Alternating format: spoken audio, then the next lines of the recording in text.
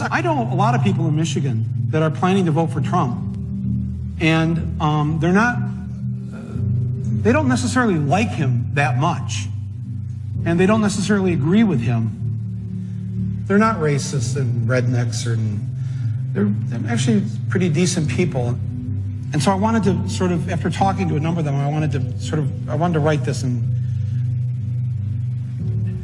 Donald Trump came to the Detroit Economic Club and stood there in front of the Ford Motor executives and said, if you close these factories as you're planning to do in Detroit and build them in Mexico, I'm going to put a 35% tariff on those cars when you send them back, and nobody's going to buy them. It was an amazing thing to see. No politician, Republican or Democrat, had ever said anything like that to these executives.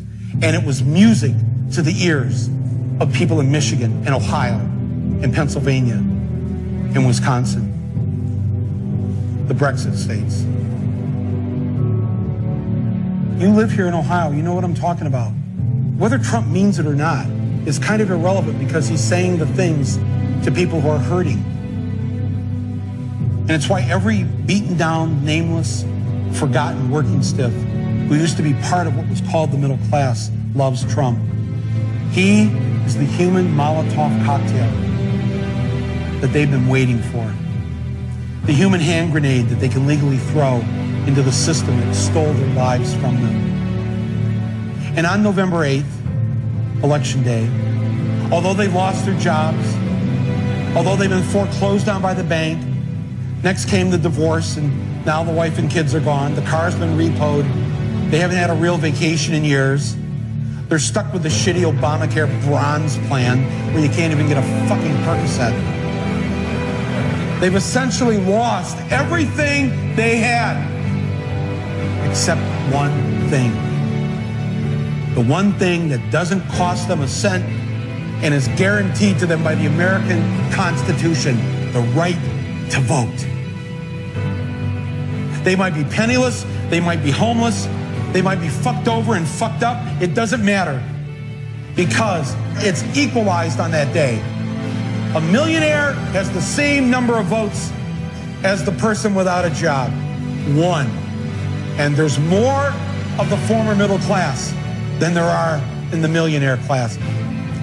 So on November 8th, the dispossessed will walk into the voting booth, be handed a ballot, close the curtain, and take that lever, or felt pen or touchscreen, and put a big fucking X in the box by the name of the man who has threatened to upend and overturn the very system that has ruined their lives.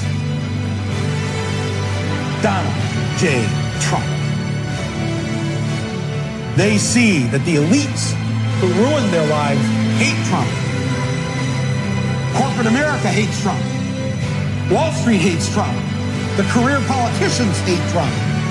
The media hates Trump after they loved him and created him, and now hate him. Thank you, media. The enemy of my enemy is who I'm voting for on November 8th.